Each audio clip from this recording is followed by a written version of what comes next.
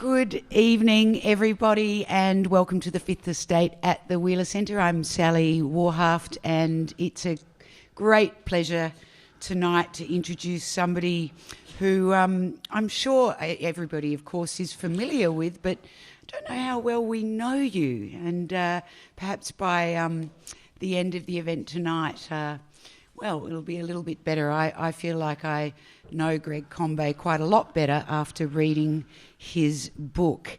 He was, of course, for more than 30 years a full-time activist in the labour movement. He was a leader of the Australian Trade Union movement and a senior minister in the Rudd-Gillard Labor governments. He's the author of this new memoir, which you can buy and get signed at the end of the night, The Fights of My Life, and he is the patron of the Save the Gouldian Finch Fund.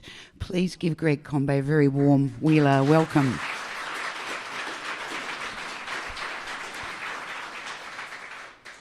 I'm sure you're the patron saint of the Gouldian Finch Fund. They're a very pretty bird. How are they doing, the Gouldian finches?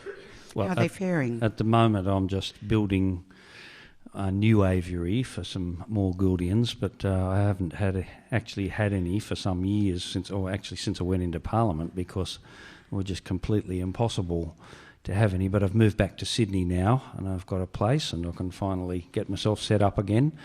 And quite a few finch breeders in the Hunter Valley who I got to know and around Sydney have been offering to provide me some stock, which is pretty nice. Nathan Rees, the former Premier of New South Wales, is also a Gouldian man, so we get to talk about them together.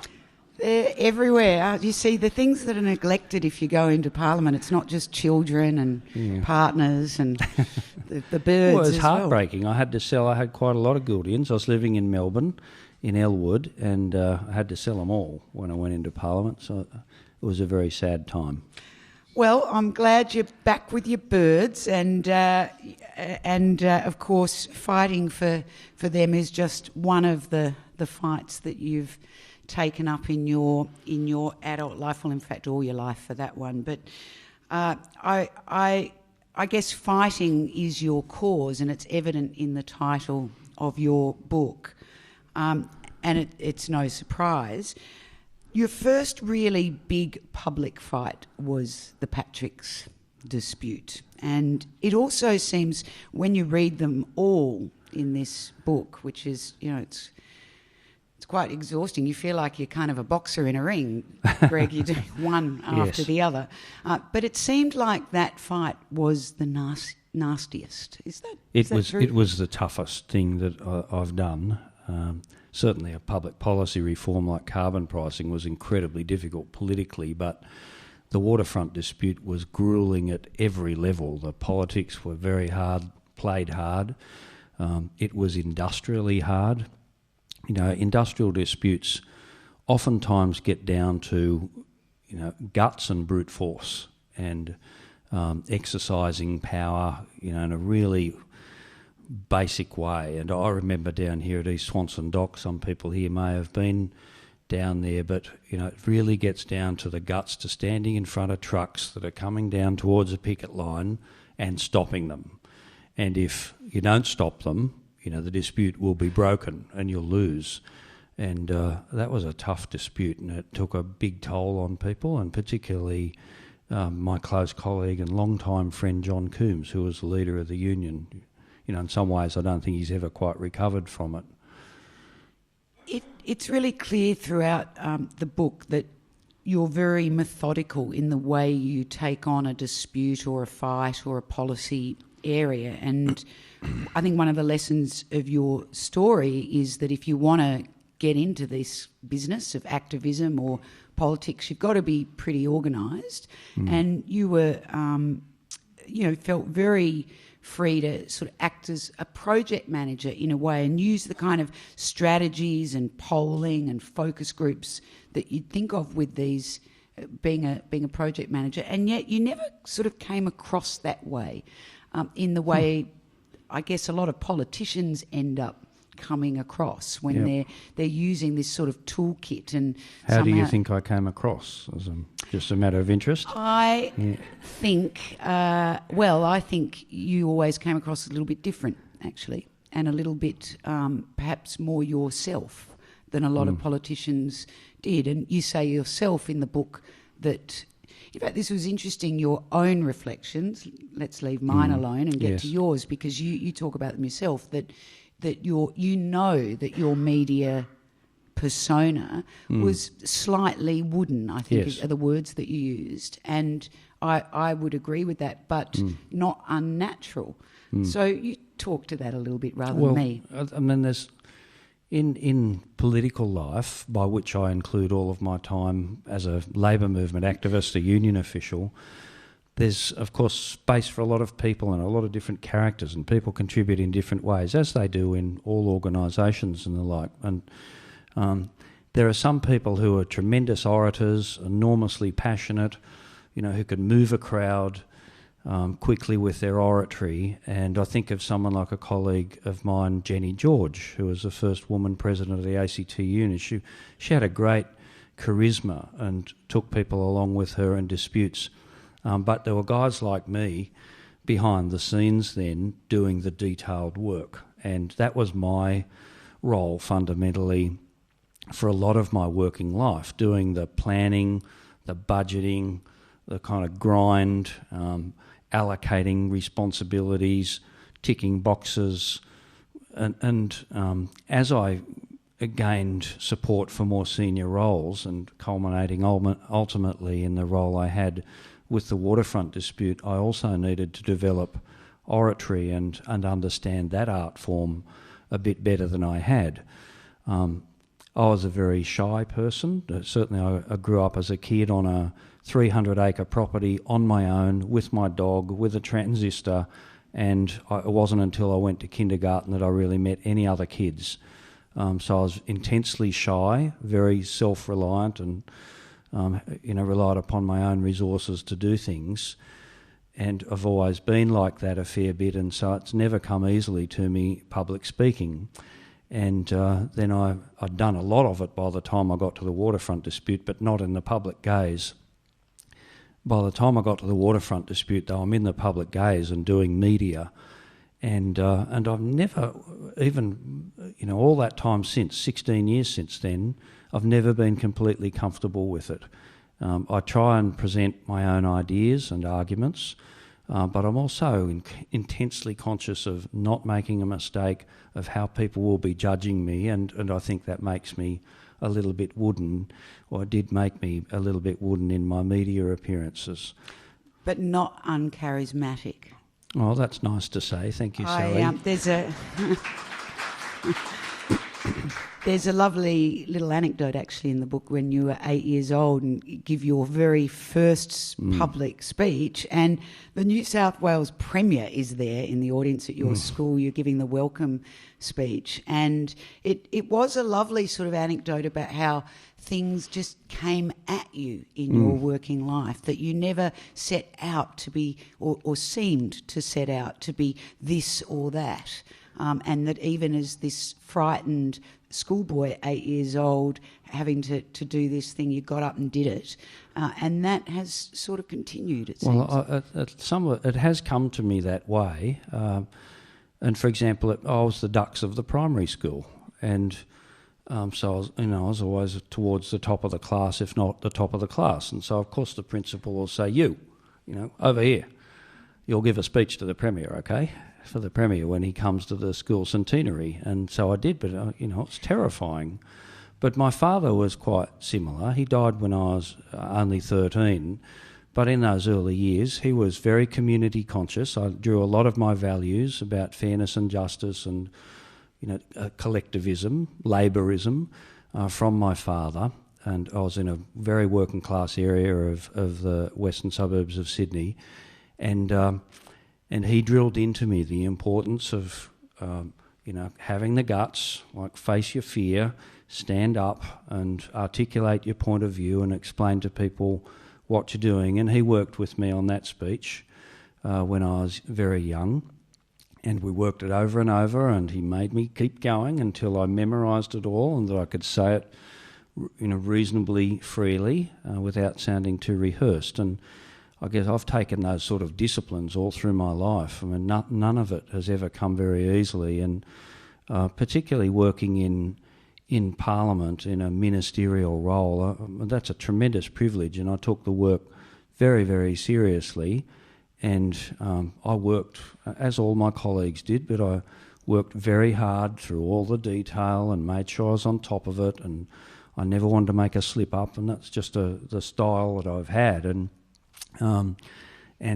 But yet retained a bit of fearfulness about making a mistake. And fortunately, I didn't make any. Not that I can remember. I can be frank about some of the mistakes we made, as a government. But I tried to contribute as few mistakes to that as possible. Just before we sort of leave the Wharfies, obviously we'll get to Parliament. The Wharfies dispute was really, it was fascinating. We could spend all night just on that. But one of the things about it is that you managed to turn around the thinking of a lot of people that were observing this dispute. Not everybody, but you write about your own polling that 80%, I think, of people at first were very much on the side of the Howard government and Patrick Stevedores, and that by the time the dispute was resolved, that this had turned around.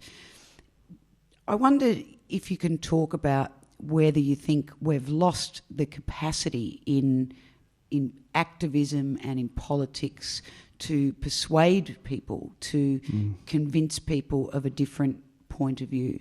Oh, I don't think that's lost. People are persuaded of points of view all the time, but the media and communication strategies and mechanisms to communicate with people have changed so dramatically, particularly through social media, that in some senses I think political movements are sort of flailing around trying to figure out the best way to bring it about. But there's nothing better, in my opinion, than still getting in front of people and imparting to them your passion, your values, what you're trying to achieve, and trying to take them with you. I find that that's still, the most important way of doing it. And of course, you can translate that to traditional forms of mass media like television and radio. It's a bit harder through social media, I think, to communicate the passion and values that you stand for, but I think it's still there to be able to be done in our society. It's extremely easy, though, in our society, and I think in many other democracies, to con people and to bullshit to them and to frighten them. Everyone has various insecurities in their lives and their views about how our society is and how the economy operates. And if in public life there are people who are pretty unscrupulous, who are populists and complete opportunists, and also quite powerful orators or capable of using communications techniques very effectively, they'll be very powerful. And it won't surprise you to learn that I put Tony Abbott in that category. I mean, he was prepared to do anything, say anything, wreck anything to get you to vote for him. And you'll see it. Yeah, you'll see it in time. And perhaps as a political leader and Prime Minister, he'll mature into a greater responsibility to the community. I hope that he does, actually. It's important for the country. But he got there through pure, crass deceit, populism, opportunism, and a fantastic, almost unparalleled mastery of communication. And he brought people with him. And it would have to be said, a government of the day at the time he was in opposition that did everything they could to help in their internal... I'm perfectly happy to be frank about yes, bad things, but we certainly did help. Yeah. We opened the door for Tony Abbott. Work choices is probably the dispute that when I think of you, I think of that campaign. And it was really interesting, again, to read about the inside, your take on this. you talk about a private meeting that you had with the Prime Minister that was organised with John Howard at the time, Prime Minister, yes, through back channels, and you said to him, you pleaded with him with the work choices legislation, don't do this, don't go overboard, don't make the workplace a battleground, and that if you forced this on people, that you would fight him. And of course, that fight ended up happening. In working out your strategy for that fight, one of the things that really interested me was that you were convinced that John Howard's ideology would prevent him, it would trump his pragmatism on this, so that he wouldn't be able to help himself when it came to industrial relations in the new Senate. And when I read that, I thought that was a really big call for you to make. And you planned the whole strategy of the fight against work choices around that call. What if you'd been wrong? How do you make a call like that? What if he had gone pragmatic? Yeah, well, you're right to pick that up. It was a big judgment to make, and I thought about it for a long time in the lead up to orchestrating the campaign and raising the money. And just to familiarise you with the mechanics of that Rights at Work campaign, we probably spent about $30 million, which is a lot of money. We were using working people's money, union membership fees and levies on people in the workplace. So a lot of money. We had many people working on it, 24 marginal seats, thousands of people working away, and you're working on a particular strategy, a particular approach with specific goals, objectives, methods to get there. And, of course, you take risks along the way. And that is the judgment that I made about John Howard. He could have fundamentally derailed that Rights at Work campaign had he turned around and said, I got it wrong. We've got this work choices legislation wrong. And, in fact, what we're going to do is to respect the safety net, do a few other things, and I think the community would have listened to that in a significant way. Perhaps some may not have, but even that would have been, a victory for us in that campaign. But he could really have diffused the political bomb that it was for the Liberal Party by doing that. But he didn't, and I never thought that he would, because I followed his political career for a long time. He very strong ideology about the workplace, and that meeting that I had with him, he just refused to recognise that an individual in a workplace up against an international corporation was the example I used. What hope have they got? They don't have equal bargaining power with the board of Rio Tinto sitting in London. I mean, it's completely absurd, but he was really on this thing that, no, the individual can look after and negotiate for themselves. They will be fine. And, and he just couldn't understand it, the sort of power dynamics in a workplace. And he was so dogmatic about it. And so I was pretty convinced when I left that meeting that we needed to campaign hard. I left that meeting and we went straight back to Melbourne and we started planning big time. It was a very clever campaign. I'm sure most people here remember Tracy from the first big television ad. And, of course, the strategy of keeping discussion about the industrial relations system actually out of it, that this was about, that the slogan was "Your rights at work worth fighting for." It was simple. It was very... very clever. You targeted 24 marginal coalition seats, and in that election won 21 of them. It was so slick, though, that I wonder whether it became the template for groups, organisations, whether they're miners or others, to take on government with big policies that they don't like. And how you feel about really orchestrating the start of that. It did. You're quite right, that observation, because at the end of that campaign, of course, I decided to go into Parliament, and then I was on the receiving end of not as comprehensive an effort. Not as good. But vested interests are enormously powerful. They're enormously important in a society. And trade unions are a vested interest.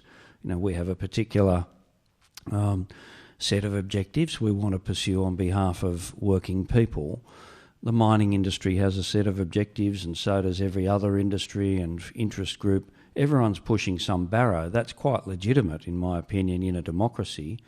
How effective are they? And we were obviously very effective in the Rights at Work campaign, and it did form a template for others to follow, and in particular for community research, or research organisations that look at community attitudes, advertisers, and the whole bevy of advisors and consultants that sit around all of that part, TV producers and a whole host of others. It was a template for how you can achieve major political change and political outcomes and influence public policy. And so, yes, the mining industry did use it. They used the same people that the Labor Party used in 2007. Did they really? Yes, for its advertising campaign, with whom I'd had a lot of exposure. And so I know you had Wayne Swan here a couple of weeks ago, and he talks a lot about the vested interests and their influence on public policy. I think the question is not how do you stop vested interests, influencing things, or it's how do you make it transparent and accountable in a democracy like ours, so that what comes through it ultimately is good public policy. People are entitled to express an opinion and try and influence the way that people approach public policy questions, but how do we make sure we come out of that with good public policy? You can't have environmental public policy and climate change, for example, captured by the fossil fuel sector, and yet that's what we're constantly at risk of happening. You can't have the taxation system and any progressive reform or accountability to international corporations who shift their profits offshore, like Google or Apple, or the mining industry. You can't have them determine our taxation system. That simply means that people here will lose out on their health care, and their kids will lose out on their education because that money is shifted offshore. So we've got to find a way of getting through these public policy wrestling matches, I think, in a way that delivers us a better quality of public policy outcomes. And I think there are ways that we can promote that.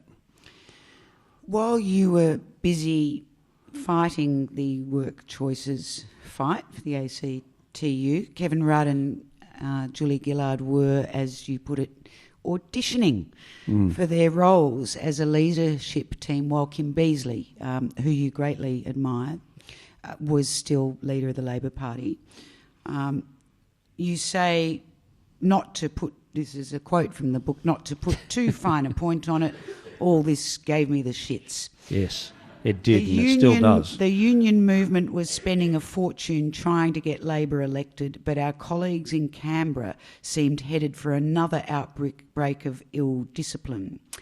Now, despite this magical insight that you had into the dysfunction even then of the Labor Party, you began at that time to seriously consider running at the start of 2007. What were you thinking? Well, there are a few things. Firstly, Kim Beazley had encouraged me to go into Parliament and indicated that Labor was going to win in 2007 with Kim Beazley. I can tell you that with complete confidence. And so, and I knew him, I respected him, he was a friend. He's a Labor person, by which I mean he has genuinely got values of justice, social justice, compassion for people. He wants to do it for the right reasons, and he'd been in public life a long time. I didn't think he should have been knocked off by Kevin Rudd and Julia Gillard, and it infuriated me that happened. But Kim had been encouraging me to go into Parliament, wanted me to be part of a team in Cabinet. If Labor did win in 2007, I was keen, after a long time, 25 odd years as a trade union official and union activist, to contribute to a Labor government.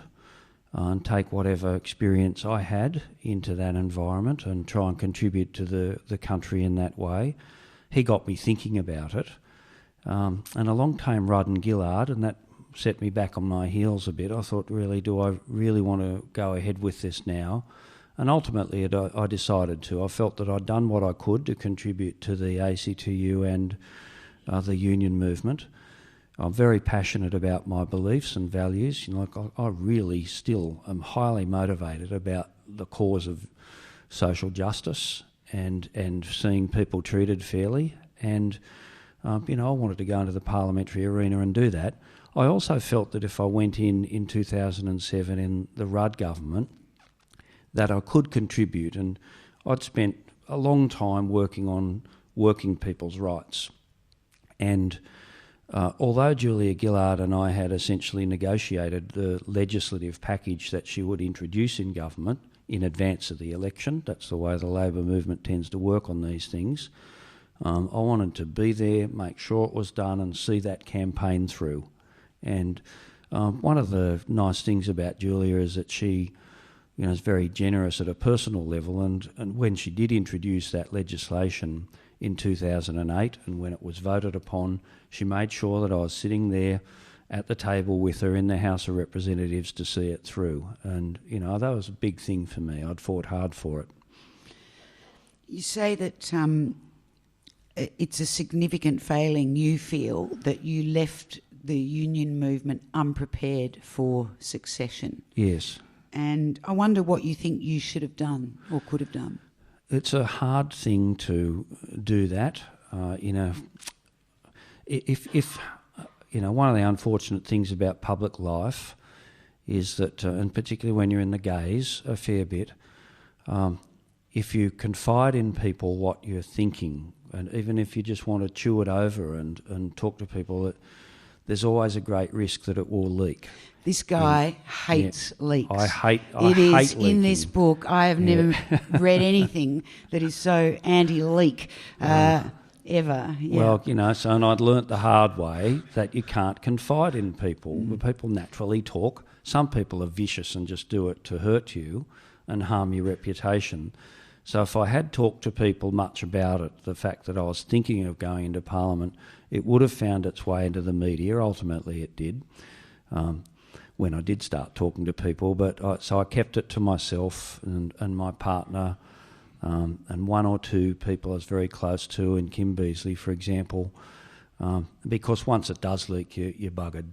Your political position is completely undermined and your authority is undermined, and you basically have to do it, so you can't speculate about it. And so I took it as far as I could without divulging it. The flip side of that is that you can't talk to senior union officials about your potential replacement and who they might think has the skills, and to advocate for who you would support and think has the greatest capability to replace you.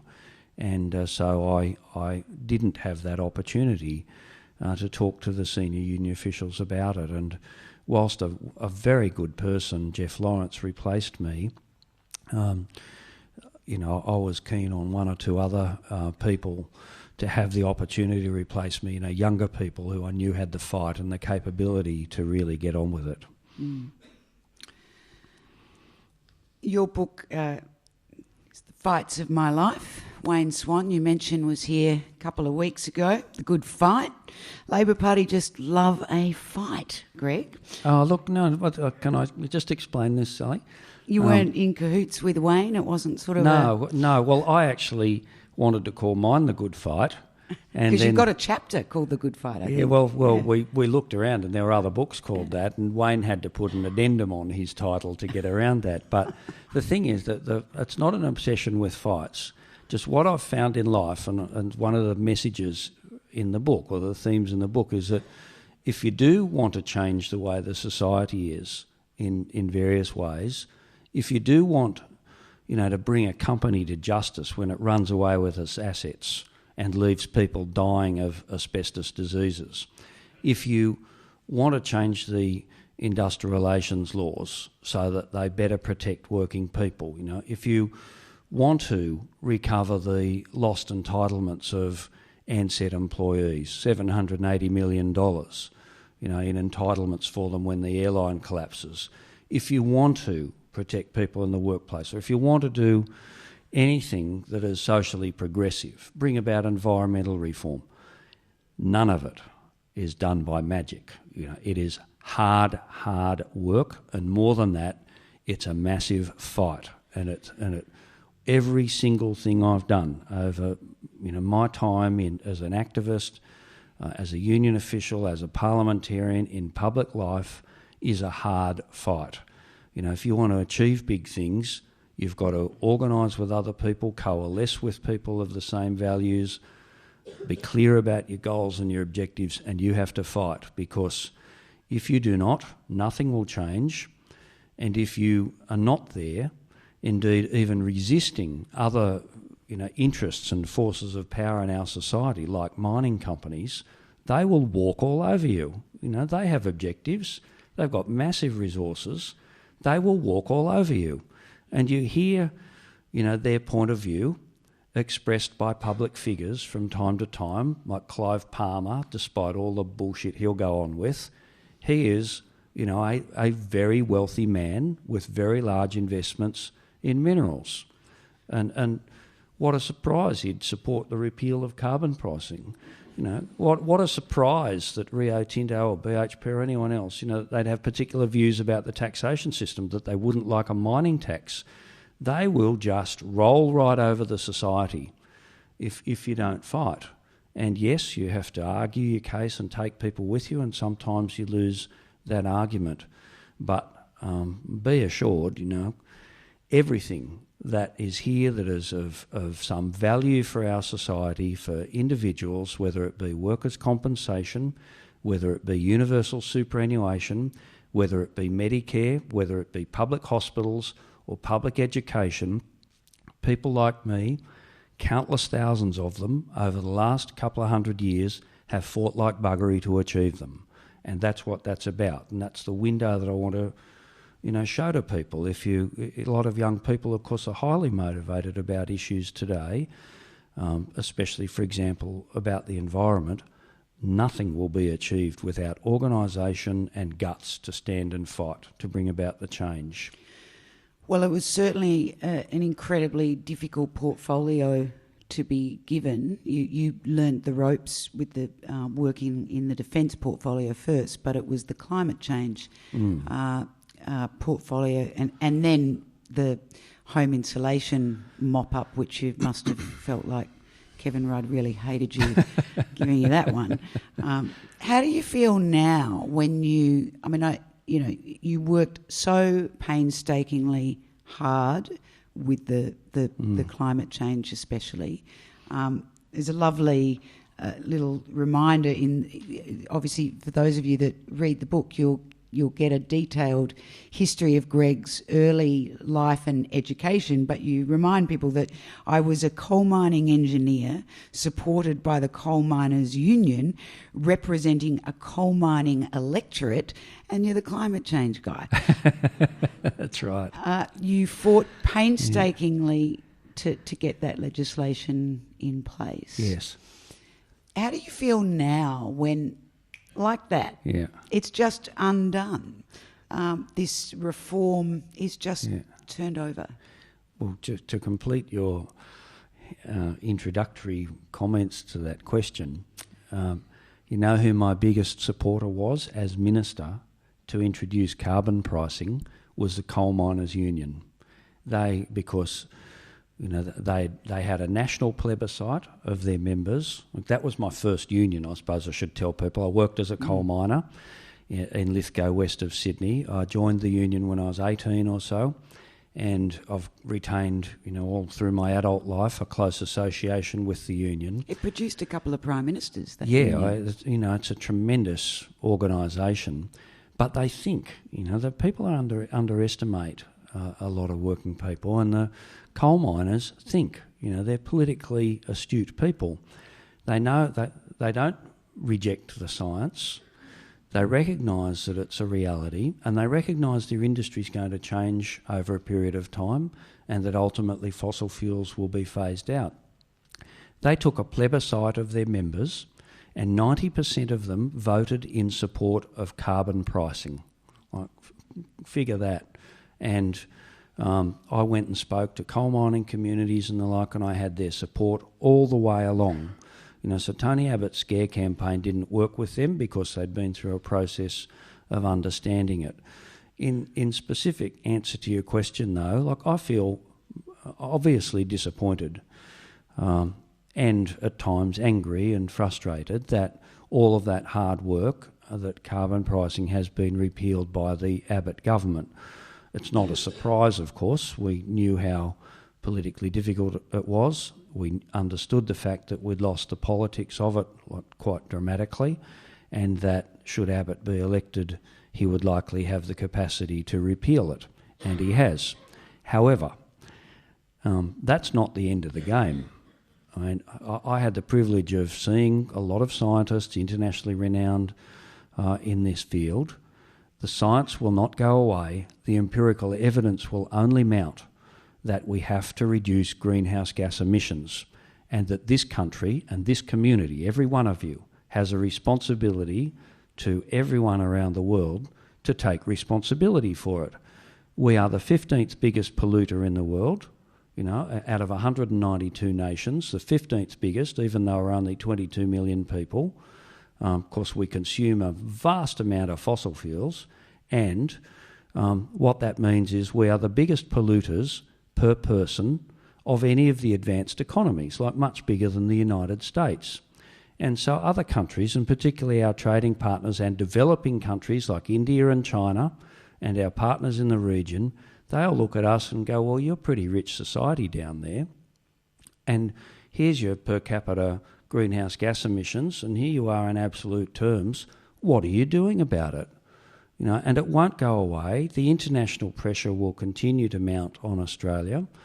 The international community will get closer and closer to, meaningful agreement about greenhouse gas emissions.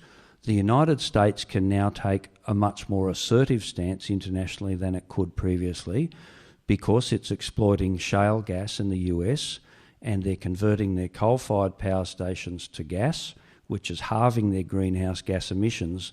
They can now meet emissions reduction targets that are quite aggressive. And they're going to be saying to China, listen here, you get yours down too. And by the way, Tony Abbott, you better take some action down there. And so international pressure, scientific evidence, and the debate will go on in this country. And guess what will happen? Ultimately, a future parliament in this country will be presented with the responsibility of legislating carbon pricing again, because it's the most environmentally effective, it's the most economically efficient, and if it's done right, it's the most socially fair way of reducing our greenhouse gas emissions and of linking our effort directly to that in other countries. We helped when we were in government. I spent time in China working on this. We helped them, for example, design an emissions trading scheme which will introduce a carbon price in their economy nationally next year. It'll be a bigger scheme than across the European Union. Now, do you really think that they're going to be happy with us, with our number one trading partner, doing nothing when our per capita income is so vastly superior to theirs, and they're trying to drag hundreds of millions of people out of poverty? They expect us to share some of the burden. And so a future parliament is going to have all this reality in front of it. All the populist, opportunist crap that Tony Abbott's gone on with will be, in the past. The evil carbon tax that was going to destroy the world as we knew it, all that politics will be well in the past, and there we will have a template for that parliament to introduce an internationally linked emissions trading scheme, based on the principles I described. All of the work is done. And, I know that to be the case, and as a consequence I take some, comfort's not the word, I just know that that's what's going to happen, and all the work that we did in government will not have been lost. Having said that, the work nearly killed me and all my staff, and the public servants who supported me. But we've all survived now, and everyone knows that what I've described is the case, and they're proud of the work they did. Was Parliament being a member of Parliament, more dispiriting and enervating than the hardest times you had at the ACTU? Oh, it's a very different experience, of course. I never, in truth, really felt comfortable all the time with being a parliamentarian. I loved being a union official, and I guess, it's easier in a sense. Like, you can stand in front of people and it's black and white, and in many respects it's sometimes tough to convince a crowd of people at a stop work meeting of the right thing to do, but you've got to have the confidence to stand up and tell them what they need to know, not what they want to hear. Politics has similar things, but of course the thing that's really different is that it's quite a finite number of people. There's 150 seats in the House of Representatives. Even if Labor's in government, it maybe has 80-odd seats, so 80 parliamentarians. Might not even have 75. That's right. And so it's a small number and a small number of senators. So the Labor caucus is maybe 100 people. Everyone's ambitious. They've gone in there to try and contribute in some way. There's only a finite number of people who can be in cabinet, 20 people. So the competition is to get there. There's unfortunate human characteristics come to the fore, like backstabbing and leaking to journalists and nasty things to create advantage over your colleagues, and I didn't like that. And yet, I was in Parliament at a time when that was like a dreadful disease that the Labor Party had, because it was mixed up with this leadership poison between Rudd and Gillard, and you pour that into the mix with the normal ambitions and the finite number of places, and it was not a pleasant place to be. Pretty toxic.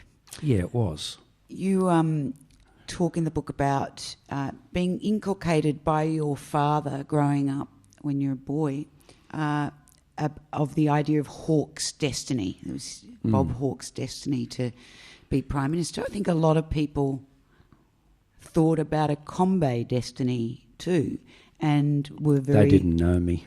Oh, they certainly didn't know Hawke. I think that, a lot of people were really surprised, and I was very surprised, and disappointed when you decided to bow out. I think particularly because you didn't get involved in that fray. You just seemed to keep working away at whatever was thrown at you. And you just didn't get dragged into it. Obviously, Julia Gillard, as Prime Minister, felt a similar way, and this very interesting revelation that she offered to step aside if you would put your hand up. Yeah. Tell us your response to if people at large can have a feeling that perhaps this was premature. That you could have been a Labor leader. How do you feel about it? Especially now you've had a bit of a rest. You've had your cup of tea and a lie down, and you've built your aviary. Do you kind of think sometimes, ooh? No, I don't. I'm glad to be out. Of course, I felt all those issues very keenly, and perhaps the best way to explain it to people is that at some point, if you're in public life, and if you've had the privilege that I have had of a lot of people supporting you, and having ambition for you, there comes some point where, for personal reasons, you've got to live the life that you have to live, rather than the life that others want you to live. And a lot of the time in my career, I've done both in a sense. I've lived out other people's expectations, but that's coincided with my own ambitions for my working life. Finally, I reached this point in late 2012 and early 2013, really over the Christmas period, then Christmas at the end of 2012, where this came to a crunch for me, and the personal reasons, were largely health related. That lifestyle is extremely gruelling. And I'd worked very, very hard on the carbon pricing work, both at a policy level and at a political level, and it was pretty gruelling. It certainly impacted on my well-being and that of my staff. But in addition to that, I discovered around that time that I had a couple of other health problems. I'd had surgery a couple of times during that period, and I was experiencing, even after surgery, I had a vascular problem in the lower part of my legs, and even after surgery I was in a lot of pain. And so I'd sit in question time, it was just so uncomfortable. And it really does affect you. I know that many other people here probably experience pain in various ways too, and it's not easy to live with particularly when you're living that sort of lifestyle. And then I fell over and broke a couple of ribs on a stage like this, and the stairs gave way under me, and I found I had quite bad osteoporosis, and which then explained why my fingers were going numb. I had problems with my vertebrae in my neck, and in fact, on the day that Kevin Rudd got the Prime Ministership back, I couldn't lift my left arm, and you just can't. We were all numb that day, Greg. Well, you can't. I just couldn't operate like that anymore, and yet I also knew that this thing was coming towards me that ultimately, like at various stages of my life previously, the opportunity will come, and I had to be ready. And sure enough, Julia spoke to me, but it was far too late, to bring about a change, for her to step aside and for me to suddenly emerge. Most of the community, it would have been who is this guy with glasses, Suddenly, I thought... I beg to differ on that, but... Oh, you can't assume, in the community what they're thinking. They're expecting Kevin Rudd to come back. Yeah. That had been the whole narrative for years by that time. And although very, very interestingly in the book, and I don't think anybody's really picked up on this actually, you say that you were anticipating this conversation for 12 months. Yes. That's extraordinary. I'd been approached many times by colleagues, and it was just obvious that it was going to be coming. It was, these things in your guts, I knew when I went into Parliament that it had likely come at some point in time, and I didn't play my cards, that way to bring it about. I honestly didn't have that ambition when I went into Parliament. I wanted to be part of a Labor government, contribute, and eventually get out and try and live a normal life. So I felt it in my guts. It was coming for a long time. I lost sleep over it. I was anxious about it, and so it was no surprise when Julia Gillard raised it. And who knows what would have happened? Had I said yes, let's try that together, I would have had to win the support of the Labor caucus. I would have had to go and win the support of the Independents and the Greens to maintain a majority in the House of Representatives. And then I would have had to win an election against Tony Abbott without having had any time to establish myself as Prime Minister and leader of the Labor Party and to articulate what I wanted to do the job for. That's a pretty big ask. It didn't occur to you to perhaps just go to the back bench for a year or two and No. I needed to get out and look after myself. Yeah, I just felt that very strongly, and it is after 30 years. I think I'm a human being. Other people in public life are human beings too. The things I've described in that book are only little bits of what I've done in my working life, but I've made it bloody hard for myself, and 30 years of it is enough. I don't mind working hard, and I still do, but not at that sort of intensity. If you would like to ask Greg Combet a question, when I said backstage, he got really excited, lit up. Put your hand in the air, and if someone puts a microphone in it, start talking. Thank you very much for a very entertaining discussion tonight, and thanks to the Wheeler Centre for supporting it again. I'll get the bad news out of the way to begin with, Greg. Greg, the Trade Union Royal Commission has played a covert recording of a phone call between the ultimate sleazebag, the former ALP president and HSU boss and now convicted criminal Michael Williamson, and his offsider Chris Brown. The recording is on the net so everyone can hear it. In the conversation, he says he had a conversation with you the day before the relevant phone tap. What date is this supposed to have happened? Look, I guess it's a couple of years ago. I was a minister in the government. During that conversation, he says he told you the HSU was going to nominate Kathy Jackson as the new secretary of the ACTU. And you replied, his quote, "We need more intellectual geniuses like her in Parliament." And he says you guys, quote, "effing hated her." Did you have any conversations whatsoever with Williamson during the period he was supposed to have stood aside from running the HSU? And in particular, can you comment on any such conversations along the lines that he quotes?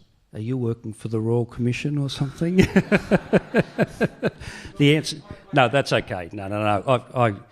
I know nothing about it. I didn't have a conversation with him. This is a guy who's in jail, right? Who defrauded the union.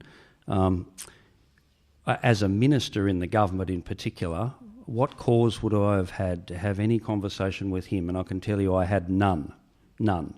So he's the sort of guy who would, concoct that in order to sound important or something, that he's got Greg Combet on board or something for a particular position. I didn't have any such conversation and, nor would I.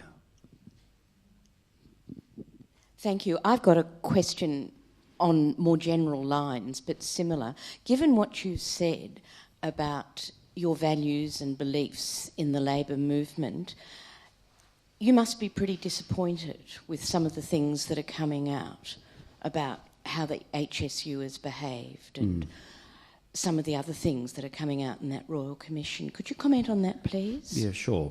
I am. Obviously, the conduct in the Health Services Union, it's just completely appalling and disgusting, and I hope that anyone's associated with it is prosecuted successfully and ends up in jail. I and many thousands of other people genuinely commit their lives to the Labor movement and to working with diligence and responsibility to representing working people and looking after their contributions they make to make a union work, and that's how I tried to conduct myself, and they're the values I tried to impart to others in the trade union movement. From time to time, of course, like in many other institutions across society, corrupt people with really bad values become involved, and they seek to make gain themselves through all sorts of means. Sometimes also you have others who are tremendously passionate and committed, but they don't understand the limits of their power or, what's ethical conduct and what's not. And for example, I remember in 2001 I had one almighty fight in Melbourne because one union had essentially, bikies had infiltrated it, and the secretary of the union was associated with a break-in at a property and, alleged assault of people and the smashing of property. That this argument went around that this was legitimate industrial conduct, and I couldn't believe it. And we ran him out of town, and that was a hard fight. My colleague, Doug Cameron, who's now a senator, he was assaulted twice outside of his home in Sydney during the course of that struggle, but we ran them out of the union, and that one particular official ended up in jail for a year. So there are all sorts of times and circumstances where your values, you need to fight for them. And you can't have the movement and the cause and the institutions that you're involved with have their reputations besmirched by others' bad conduct. And so, putting the politics and ideology of the Trade Union Royal Commission to the side for a moment, because there's certainly some of that mixed up, to the extent that it's able to get in and root out people who don't hold those values and who've corrupted the organisations that they've been involved in, well, good riddance to them, and I welcome whatever the Royal Commission does on that front. But you've got to be careful not to mix that up with some of the politics and the political agenda that is undoubtedly involved in it, and I'm sure people in the community can see the difference in these things. In the end, with it having been properly conducted, and Dyson Hayden, who's conducting it, is a very eminent jurist and former High Court judge, I'm sure he's able to filter through all of this, and he'll filter through it well, and he'll identify the wrongdoing, and he'll separate that out from the rest of the crap, and he'll ensure that the wrongdoing is properly dealt with. My question is kind of where to from now. So I have been a long time involved in the Labor movement, and I guess since in 2012 or when Gillard got shafted, I felt pretty uninspired to be part of the Labor Party anymore, and what I kind of currently see coming out of the Labor Party, I don't know what to believe anymore. And I guess obviously you've had a somewhat similar experience. I mean, what do we do now?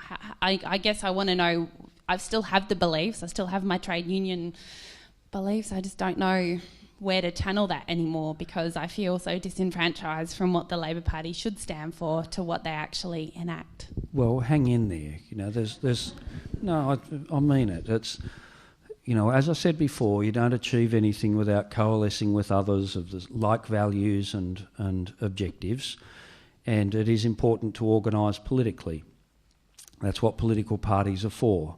Obviously, I'm Labor and always have been, and it sounds like you're Labor too, or certainly have been. And so you've got to hang in there and be part of it and contribute to the debate and the discussion and the direction of it. I never sort of entertain being dispirited and disillusioned. It just means that you've got to, be assertive in being organised politically and help to bring about change. One of the ways in which I think that cause can be advanced, for example, is to democratise the Labor Party. There are institutions, particularly within the unions from where I come, but also represented in the so-called faceless men, particular factional heavies and all the rest of it. They assert undemocratically based power in order to pre-select buddies and the like and keep their seats in the Senate and all the rest of it. And that needs to change so that people have a better say in who goes into Parliament, particularly into the upper houses, which are pretty much the exclusive domain of the institutions of power, rather than the democratic choice of people who are engaged. So I think democratisation is a pretty good way to approach the change that's necessary. So one of the things I've advocated in the book, for example, and it may not be the right model and probably got all sorts of problems with it, but at least it's something. That is to say that for the trade unions in particular that are affiliated to the Labor Party, they should democratise their involvement, and the Labor Party should democratise their involvement. What I mean by that is, rather than the state secretary of the union, but having the exclusive domain of deciding how to vote all of the union's delegates at the state conference or in a pre-selection, why not let the members of that union who are Labor supporters, let them have the say? The affiliation fee is paid from their membership fee to the union. That affiliation fee can effectively be a membership fee, of the Labor Party if people want it to be, but let them have a say in voting who goes into the Senate and the upper house and who goes as the pre-selected candidates in lower house seats in Victoria and federally. And if you did that, just consider this. There's 1 million people who are members of a trade union that is affiliated to the Labor Party. Let's say that maybe even just 50% of them vote for the Labor Party. That's 500,000 people. If they wanted to be enfranchised, the Labor Party's voting base for pre-selections and major policy considerations potentially even too, it'd go from 45 or 50,000 people nationally to 550,000 people nationally. And no factional person can control that. It's a democratically based mass movement, And, you know, in New South Wales, I've moved back to Sydney where I came from originally, and, you know, the Labor Party up there organisationally needs reform. No system can pre-select someone like Eddie Obeid, who you may have heard of, time and time again, and pretend that everything's sweet. I mean, this is crook, and that system's crook, and it needs to change. And so, coming back to the point of your question, you've got to think about that. Listen to the arguments for reform and get engaged in it. Be active in your union to argue that case if you think that's the right approach, and don't cop, you know, the so-called heavies, power brokers deciding they're going to have another 6 years, you know, themselves. Make it a democratically based decision, and there'll be better outcomes all round. The young woman's question and your response to hang in there has sort of made me wonder how long for, because there is barely a mention in your book, and I think there was no mention in Wayne Swan's book, about Bill Shorten. Bill Shorten is in my book. He's in your book, but there's not a word about his leadership abilities or any sense of, well, support, I suppose, as to, you know, that he's a great Prime Minister in waiting. I can clear that up. I support him, you know, and I respect him. I've known him for many, many years. I've worked with him as a trade union official since the mid-1990s. I've been aware, of him and interacted with him. He's taken on the worst job in politics, and it is. It's nothing but hard yards, you know, and it gets down to really personal things, getting up at 4:30 a.m, getting the car, getting out to Tullamarine, catching the 6 a.m. flight, to some other part of the country, standing up all day, missing meals, being away from your family, trying to grab a moment on the phone with the kids, and you're still going at 11 o'clock at night, and then you're thinking about the media cycle the next day and you've got to fly somewhere. Like, that's what that life is like. And anyone prepared to take that responsibility on deserves support. And he's got my support. He is a very capable person. He's intelligent, he's experienced, he's been in the real economy. One of the really good things about being a trade union official is that you have to be with people, like normal members of the community. You're not in some humidity crib up in Canberra. You're out there in a workplace out in Dandenong where people are getting made redundant, they're getting crapped on by their employer in some way. You've got to persuade them of a particular position and represent their point of view. And he's done that for years like I have. And he's got the capacity to do that job. But, I'm not writing a book to be a booster for him. I wish him all the best, and I'll do everything I can to support him. And I hope that he becomes Prime Minister. I'd bloody well rather have Bill Shorten than Tony Abbott. God, it would be a bloody scoop if you didn't. Yeah. You make it sound so appealing being a politician, Greg. It's just so miraculous that more normal people don't want to do it. Understand what their elected representatives, what their lives are actually like, and it's very hard. And there are people there, who have the greatest of intentions on all sides of politics, who work extremely hard for your benefit, and yet you're regarded as a worse than a used car salesperson. No offence if there are any here, but politicians are regarded worse. I had greater respect as a trade union official accorded to me in the community generally than I did as a politician, and yet it's not an easy life. We're out of time. I'm really sorry if you had your hand up, but you still have the opportunity to buy a book, get it autographed and ask your question at the book table, Brunswick Street Bookstore down the end of the room there. It's great to have you in for a chat and to have read your book. Please give Greg Combet a very warm thank you.